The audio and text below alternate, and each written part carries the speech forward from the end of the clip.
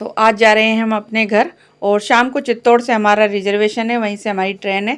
तो बस अब हम निकल गए हैं और शाम को हम जल्दी ही निकल गए थे 5 बजे। तो बस यहाँ से हमने पकड़ा पहले ऑटो, फिर हम पकड़ेंगे बस और उसके बाद हमें पहुँचना है जल्दी जल्दी से चित्तौड़। तो यहाँ से जिस बस से हमें जाना था वो बस निकल गई थी, तो बस हम पीछा करते करते के जैसे तैसे हम पहुंच गए अपनी बस के अंदर। तो 2 घंटे का हमारा जो ट्रैवल था वो बस से था। और उसके बाद हम जब स्टेशन पे पहुंचेंगे उसके बाद जब हम करेंगे हमारा डिनर, तो बस में हम बैठने के बाद आराम से हमने सनसेट एंजॉय करा, क्योंकि बिल्कुल सनसेट वाला टाइम हो रहा है, आपको देख भी रहे हैं। हमारे घरों में जो स्लेब वगैरह यूज होती हैं वो सारी चीज़ें यहीं खदान से निकाली जाती हैं और यहीं उसका काम होता है। और नीमच बहुत ही बड़ा इंडस्ट्रियल एरिया है जहाँ पर कि बहुत सारी कंपनियाँ हैं, सीमेंट वगैरह की फैक्ट्रियाँ हैं चित्तौड़ में बहुत सारी। तो बस यहाँ पर हमारा बिल्कुल सनसेट वाला टाइम हो रहा है, बहुत ही प्यारा सनसेट हो रहा था। और अब हम पहुँच चुके हैं चित्तौड़ स्टेशन और सामने ही रेलवे स्टेशन है। और जैसे ही हम स्टेशन पे पहुँचे तो हमें बाहरी रोड पर दिखे पोहे, क्योंकि यहाँ के पोहे बहुत ज़्यादा मशहूर है। तो सबसे पहले हस्बैंड बोले कि पहले पोहे ले लेते हैं और फिर अंदर चलकर डिनर करेंगे। तो बस हस्बैंड गए पोहे लेने और उसके बाद अब चलते हैं अंदर और वहाँ करेंगे डिनर। तो पोहे हमने ले लिए हैं, गुन्ना के हाथ में लग रहे हैं, तो हम जा रहे हैं अंदर। और 9 बजे आएगी हमारी ट्रेन, जब तक हम कर लेंगे अपना डिनर। और स्टेशन पर हर समय अनाउंसमेंट होता रहता है कि आप अपने सामान का ध्यान रखिए, क्योंकि यहाँ पर बहुत ज़्यादा चोर होते हैं। क्योंकि बचपन में भी एक बार मेरा सारा पर्स वगैरह यहाँ से चोरी हो गया था।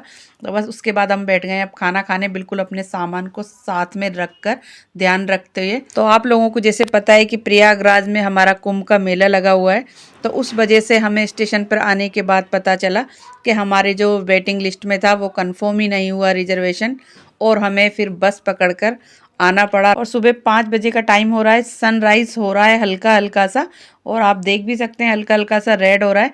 और बस उसके बाद हम जयपुर उतर कर और ऑटो पकड़ा हमने वहाँ से, और हम चल दिए अपनी बहन के घर।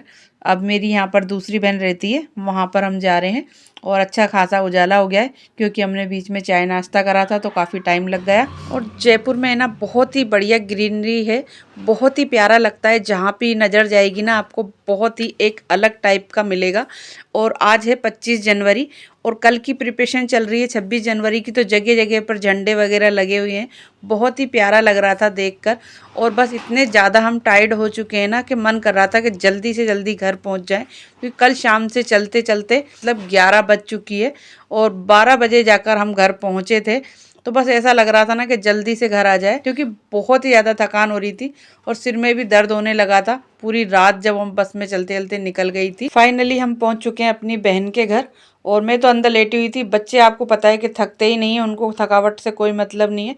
तो यहाँ पर पास में ही बहन के घर से ही दिखता है रेलवे स्टेशन। के बाद बच्चे चले गए थे टेरिस पे पतंग लेकर, क्योंकि आपको पता है कि 14 तारीख की मकर संक्रांति थी और पूरे महीने ही पतंग उड़ाई जाती है। तो सभी लोग पतंग लेकर चारों बच्चे छत पे चले गए थे, साथ में हस्बैंड भी चले गए बच्चों के साथ ही इनका ध्यान रखने के लिए, क्योंकि टेरिस 7 मंजिल है ऊपर। और काफ़ी देर पतंग उड़ाने के बाद ये सभी लोग नीचे आ गए थे।